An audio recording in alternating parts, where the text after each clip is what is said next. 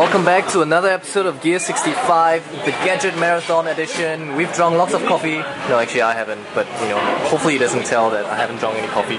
But lots of gadgets to play. We've played with 4 so far, and this is the 5th one, and I think this is something that a lot of you might be quite excited about. This is the Blackberry Playbook, Blackberry's first tablet, and this is not the first time we're seeing this. I believe you would have, if you've been following our channel, you know that we've did quite a lengthy video the last time about the Blackberry Playbook. So I'm just going to very quickly just go through, summarize again one of the things about it that stand out that you might be interested to know. It is retailing already right now, and it's running a custom, brand new operating system based on something known as QNX, right? And gives you kind of very familiar BlackBerry-ish interface, yet on the tablet on a big screen. All right. So as usual, we're going to start with the hardware. So I'm just going to turn this off.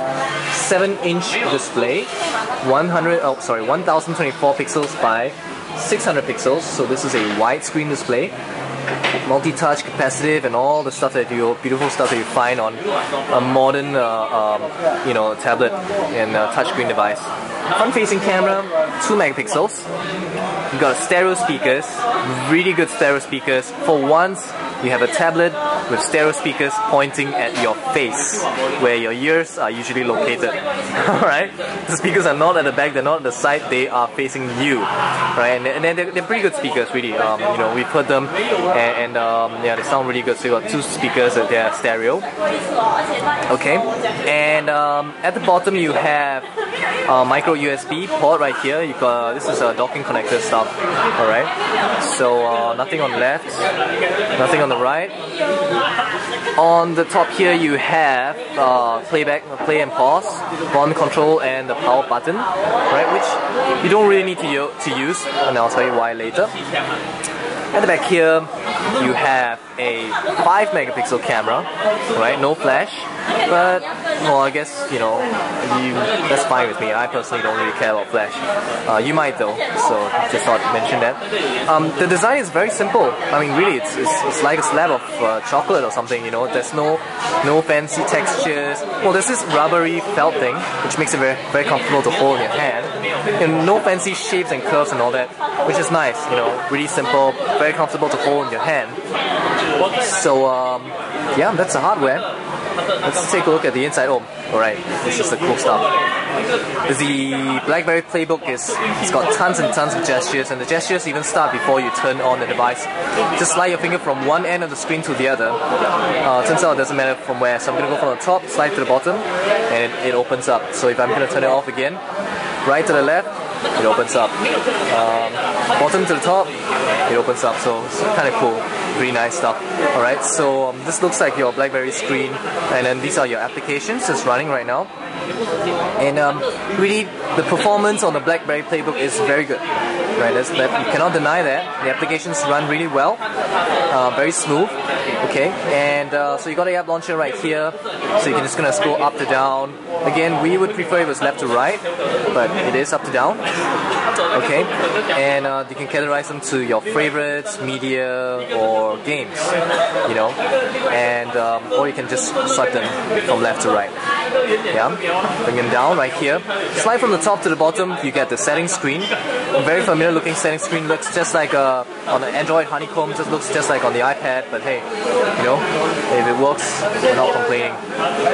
And just gonna slide this away. You have right here in the corner, oops, sorry, you have ability to turn on and off Wi-Fi just by clicking one of these icons.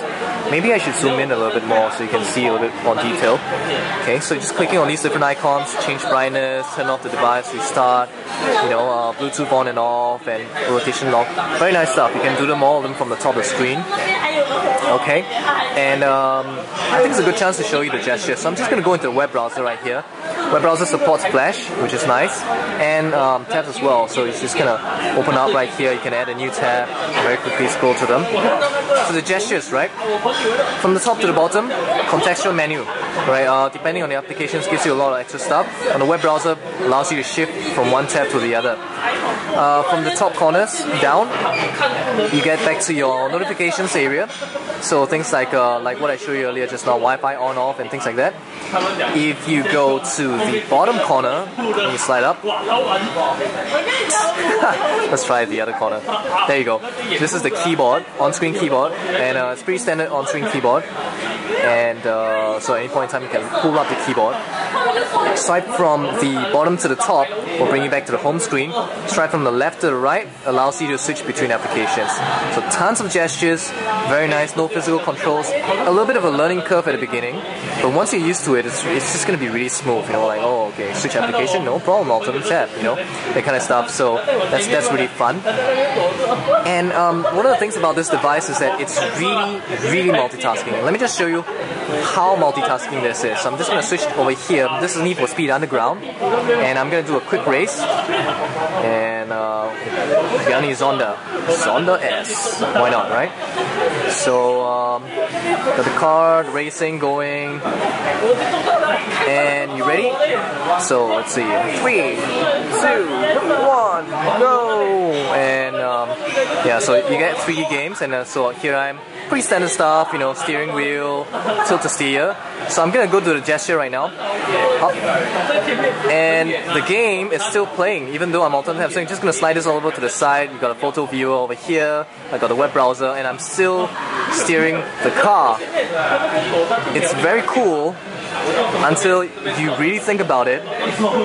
When I want to get out of this game, I don't want my game to keep running, I want it to pause. So that's actually kind of strange. So I'm just gonna close the game right now. Yeah, so really multitask. Truly multitasking tablet. The only question I have is, do I really need my tablet to truly multitask? So that's the only question I have, which to me is a little bit strange that it does it like that, but that's what it is. Like I said, very powerful device, but you know, practically you gotta decide for yourself. I mean, from what we heard, at least they thought a little bit about this, and certain applications, native applications, for example, like the video application, in the past the video will continue playing in the background, but now when you switch to another application, the video will pause. So they're starting to realize that, you know, maybe it's not such a good idea to multitask that much, but you know, the things are there. So I think one of the advantages of it, truly multitasking, is you can let the web browser load a page while you go somewhere else. That's something that the iOS doesn't do, for example, but you know, that's that.